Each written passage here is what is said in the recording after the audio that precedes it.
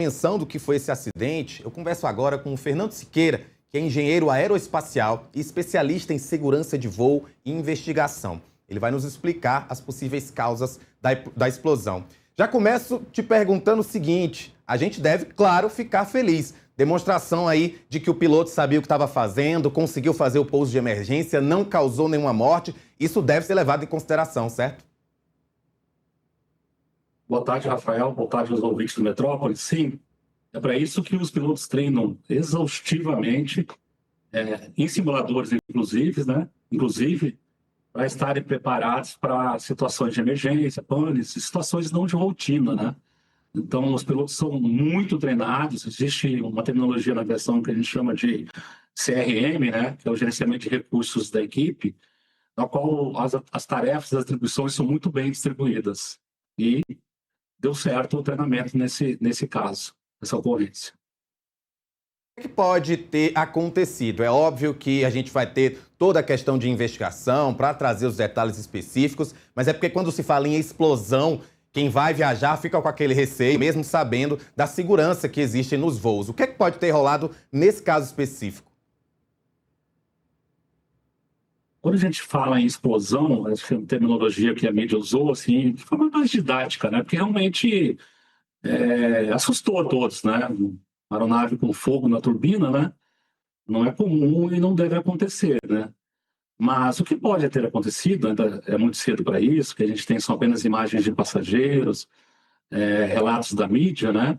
São várias possibilidades, vários eventos. Existe um fenômeno na engenharia aeronáutica que a gente chama de stall de compressor, que é um fenômeno no qual existe, digamos assim, um estouro da turbina com a saída de labaredas de fogo pela turbina, que pode, o stall de compressor, vir a causar até um incêndio, né?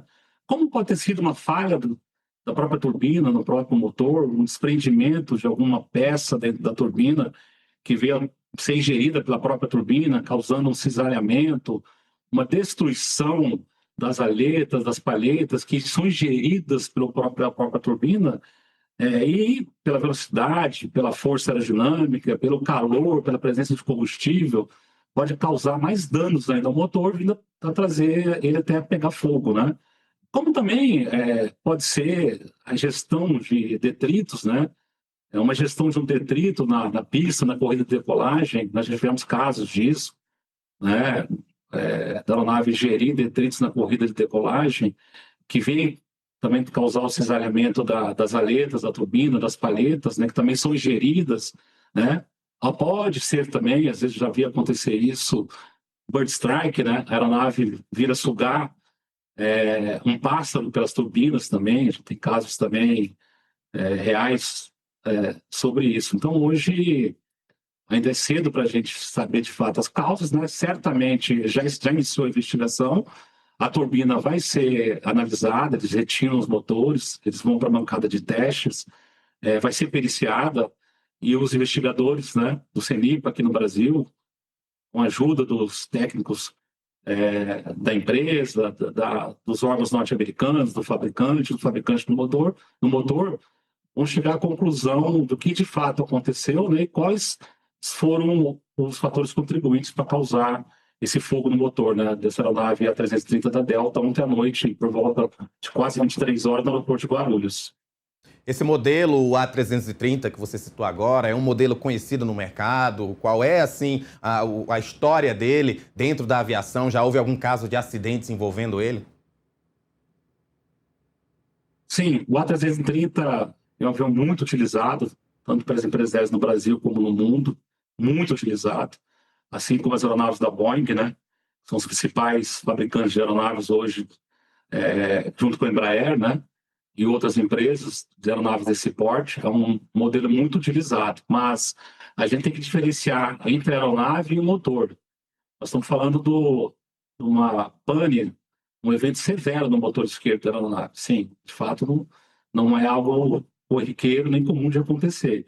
Mas nós estamos falando do motor do fabricante Pratt & Whitney, que é uma fabricante canadense, que eu digo para você que quase todas as aeronaves do mundo se utilizam do motor desse fabricante, tanto aeronaves de grande porte, como as aeronaves de médio e pequeno porte. Então, é um motor muito antigo, muito robusto, muito confiável, muito seguro, utilizado por diversas aeronaves, diversas empresas, diversos operadores ao longo do mundo, ou seja, já é mais que testada a confiabilidade e a segurança, tanto da aeronave como dos motores, né? Fernando, eu acho que é importante, você estar falando exatamente do ponto que eu queria trazer, que é da questão da segurança. Infelizmente, quando casos como esse acontecem, mesmo que a gente não tenha visto acontecer nenhuma vítima, de que o avião tenha conseguido fazer o pouso tranquilamente, apesar do susto, ainda fica aquele receio. Eu queria que você pudesse, então, acalmar quem vai ter que pegar um avião daqui a pouco, deixar claro de que mesmo acontecendo algo como esse, como você disse mais cedo, o piloto é treinado para isso, para a gente trazer aí uma calmaria para as pessoas que se assustam, claro, quando algo desse tipo acontece. Sim, de fato, a aviação é uma atividade de risco, sim, é. Assim como outras indústrias, né? Todas as atividades automobilísticas, trem, marítimas, né? Outras indústrias também é uma atividade de risco, só que nós chamamos do risco controlado, né? Dos riscos mitigados. Então, uma das formas de se mitigar o risco na aviação são com treinamentos, né?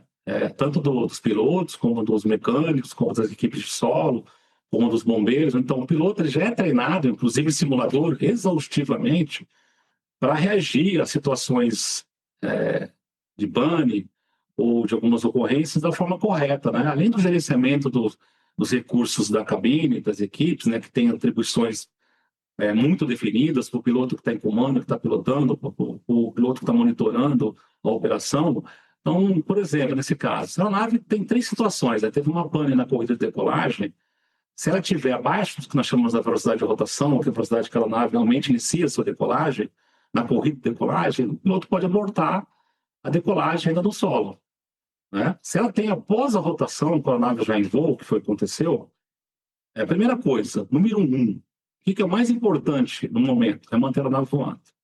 Então, o piloto ele é responsável, ele é treinado para manter a aeronave voando. O que é isso? A direção correta, a velocidade correta, estabilizar a aeronave, aí junto com outro piloto, com a tripulação, identificar o que está acontecendo.